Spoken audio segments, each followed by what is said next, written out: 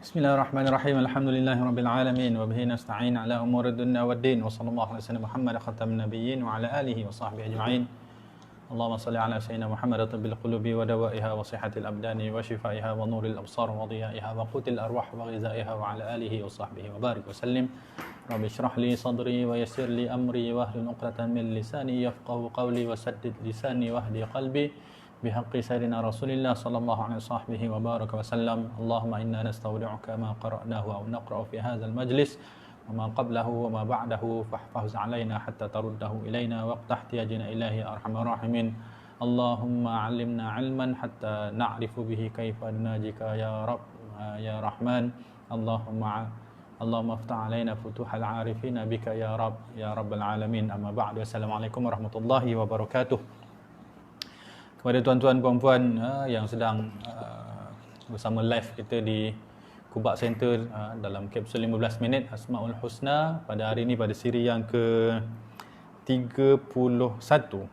pada minggu yang ke-7. Alhamdulillah, Allah Ta'ala panjangkan umur dan Allah Ta'ala beri keberkatan waktu dan Allah Ta'ala beri kesempatan untuk memanfaatkan nikmat umur ini untuk taat kepadanya.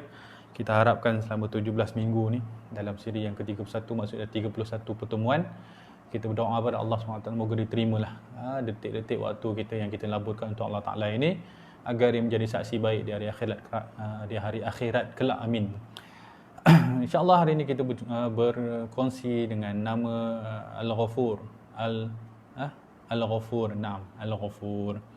Sebelum tu saya menjawab salam pada semua yang telah beri salam di bahagian komen dengan lafaz Waalaikumsalam warahmatullahi wabarakatuh, daripada Puan Siti Hajar, Puan Rian Yanti, Puan Elifira, dan semualah tuan-tuan puan-puan yang sedang menonton. Moga Allah Ta'ala memberkati kita dan keluarga kita dunia akhirat. Amin. InsyaAllah hari ini kita berkongsi dengan nama yang ke-35 daripada nama-nama Allah yang akan kita kongsikan. Kita dah bahas, kita dah kongsikan 34 nama, dan hari ini adalah nama yang ke-35, iaitu Al-Ghafur. Al-Ghafur dalam sebahagian terjemahan diterjemahkan dengan yang maha sempurna pengampunannya. Dalam setengah terjemahan menyebutkan yang maha pengampun, sama seperti terjemahan Al-Ghaffar, yakni yang maha pengampun. Tapi ada setengah terjemahan menulis dengan lebih detail sedikit, yakni yang maha sempurna keampunannya. Subhanallah, Jalla Jalaluh wa taqaddasat asma'uh. Sekali lagi kita mengulang daripada firman Allah daripada surah Al-A'raf ayat 180. Hafal ayat ni, kita ingat sampai bila-bila insya-Allah, kerana ayat ni adalah suruhan agar kita sentiasa berinteraksi dengan Allah Subhanahu Wa Taala, yakni daripada surah Al-A'raf ayat 180, walillahil asmaul husna fad'uuhu biha. Walillahil asmaul husna fad'uuhu biha. Dan bagi Allah Ta'ala itu ada nama-namanya yang mulia.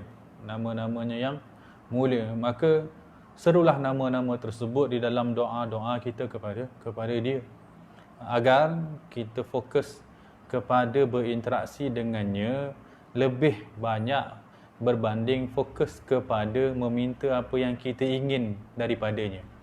Kerana dalam doa itu adalah interaksi kita menunjukkan kelemahan kita kepada Tuhan yang Maha Esa, dan itu lebih utama kita fokuskan berbanding kita menyebut apa yang kita hajatkan dalam kehidupan, kerana dia adalah Tuhan yang menciptakan kita, yang mengenal kita, yang memperkenalkan kita ke dalam dunia ni dan memberi peluang kepada kita untuk hidup.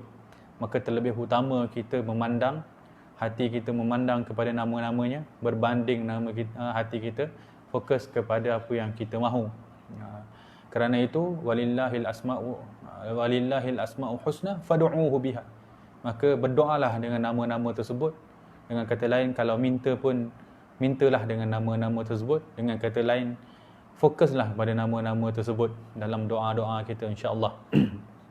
Jadi hari ini kita berinteraksi dengan satu nama daripada nama Allah, yakni Al-Ghafur, yang maha pengampun atau yang maha sempurna keampunannya. dalam sebahagian syarahan ulama, Al-Ghafur itu sebagaimana Al-Ghaffar. Dalam sebahagian huraian ulama, Al-Ghafur adalah Al-Ghaffar. Sama. Ini yang Maha Pengampun. Ia termasuk daripada sirah mubalaghah. Ini dalam bahasa Arab menunjukkan kata banyak, kata gandaan banyak. Cuma dalam sebahagian ulama, kalau Imam Al-Ghazali mengkhususkan lagi, menambahkan huraian, yakni kalau Al-Ghaffar itu menunjukkan kepada sifat Allah yang terus membuka peluang menerima keampunan daripada hamba-hambanya. Maksudnya Al-Ghaffar itu yang banyak mengampunkan, terus mengampunkan. Manakala Al-Ghafur, kata Imam Al-Ghazali rahimahullah taala, adalah yang sempurna keampunannya. Kalau dia ampunkan, maka dia ampunkan seluruhnya. Begitu. Tidak dia ampunkan separuh, kemudian ditinggalkan separuh. Ataupun dia ampunkan separuh, dia ampunkan hari ini tapi dia kenang-kenang lagi, seperti manusia. Al-Ghafur itu tidak begitu. Kalau dia ampunkan, maka tidak dipandang lagi. Itu daripada huraian daripada Al-Ghafur. Al-Ghafur, sebagaimana kalau kita mengulang semula daripada perbahasan Al-Ghaffar, itu berkaitan dengan maghfirah.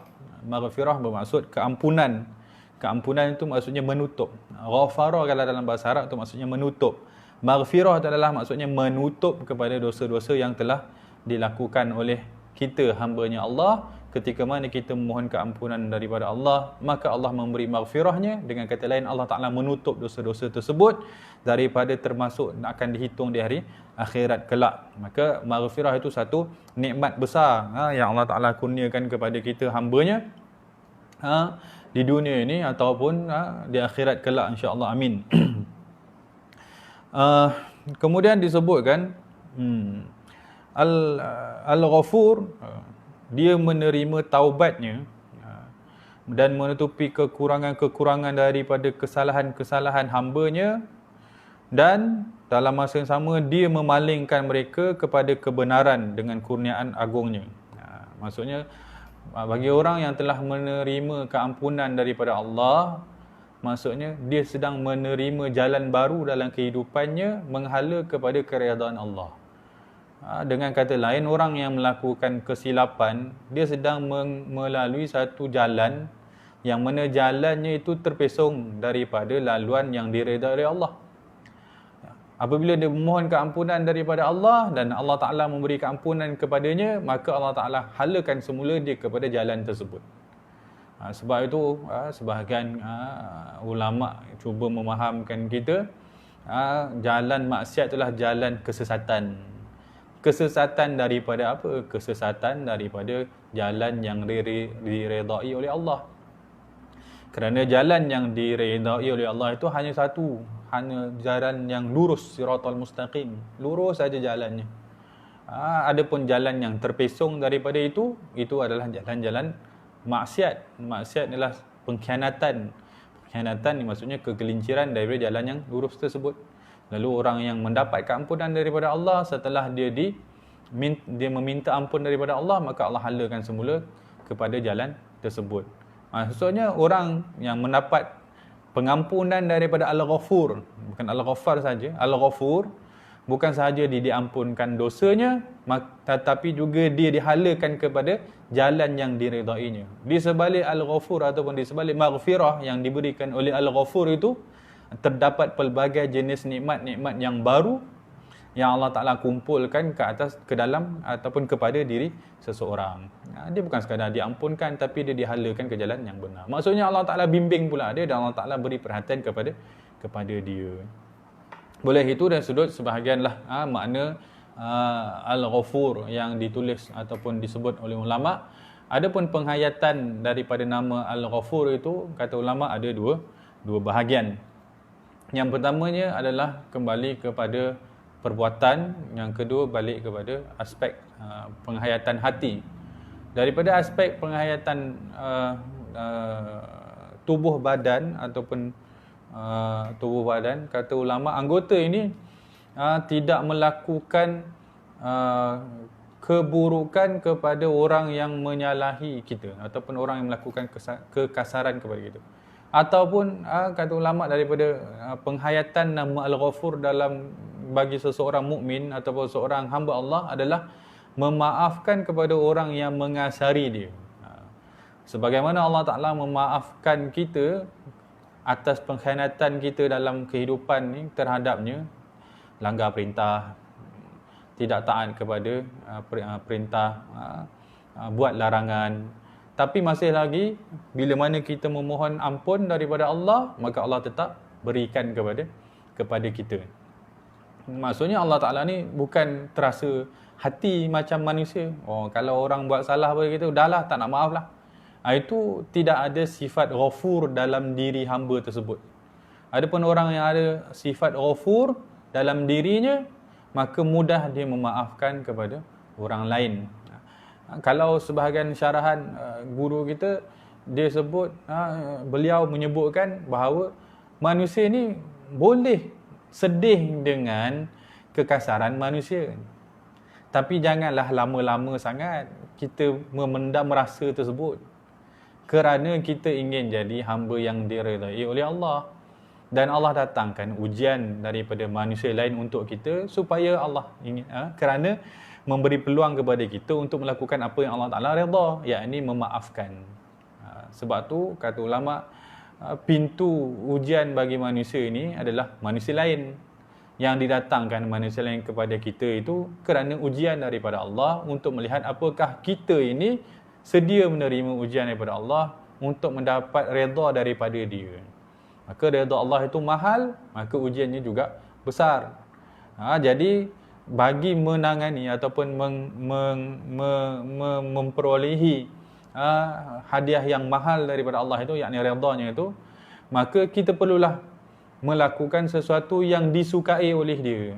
Maka apa yang Allah Ta'ala sukai? Allah Ta'ala suka mengampunkan hamba-Nya yang meminta ampun kepada dia.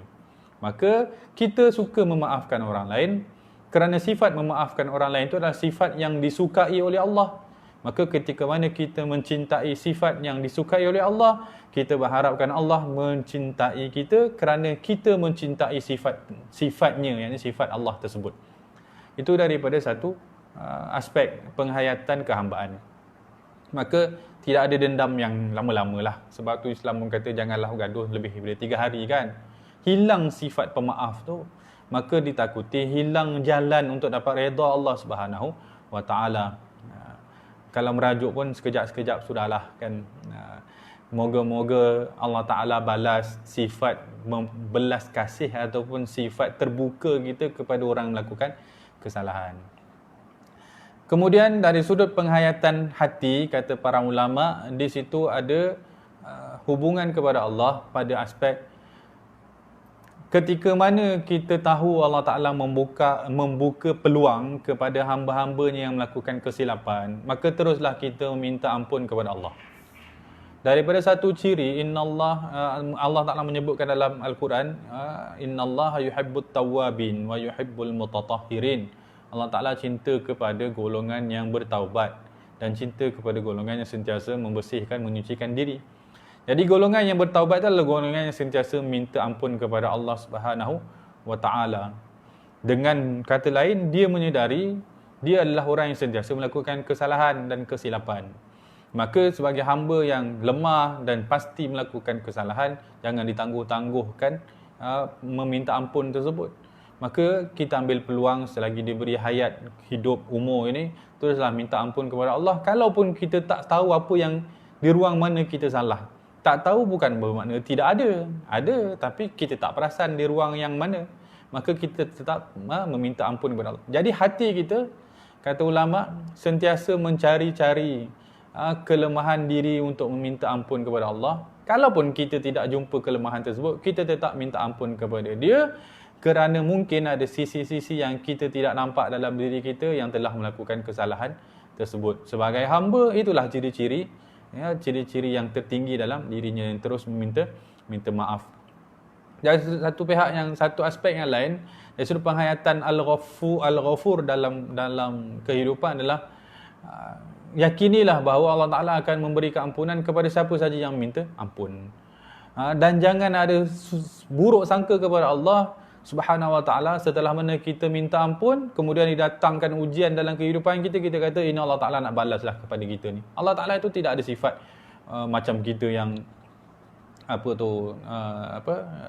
tidak lupa kepada kesalahan orang lain.